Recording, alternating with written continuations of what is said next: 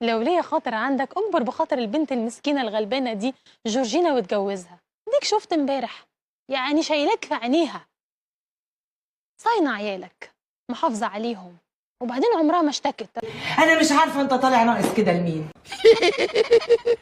رغم انك ممرمطها وراك كعب داير من مدريد لايطاليا، ومن اولد ترافورد للمدينه التعليميه في الدوحه في قطر، ويا عالم بعد كده هتروح فين وتاخدها معاك. الست ما بتقولش لا، من هنا لهنا حاضر، من هنا لهنا حاضر. اتجوزها ان شاء الله ربنا يكرمك اكتر. يا ريتني كنت انا يا اخي، والله العظيم.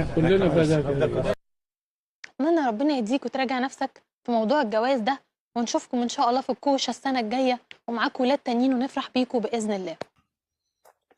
ايوه لا. طب كيف انت يعني عاوز تبوظ شرع ربنا؟ شرع ربنا